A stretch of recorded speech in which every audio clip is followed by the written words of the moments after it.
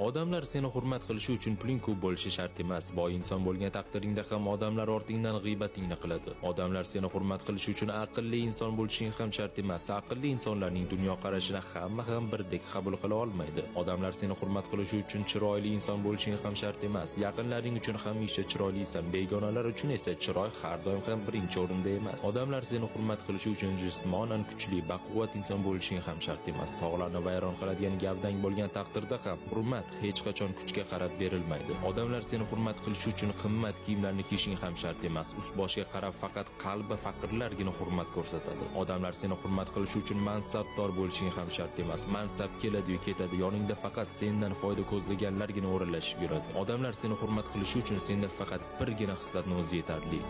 Muomala. Mana gap nimada? Muomala madaniyati. Hamma narsaga eng qulay va yoqimli yechim bu muomaladir. Odamlar seni hurmat qilishi uchun muomalang yuksaklarda bo'lishi kerak. Muomalang shu qadar kuchli bo'lishi kerakki, hatto dushmanlaring senga yomonlikdan ko'ra do'stlikni jazm qilishi kerak. Muomalang shu qadar yuksak bo'lishi kerakki, hatto podshohlar senga ta'zim qilishi kerak. Muomalangni yo'qotma, eng asosiysi shu.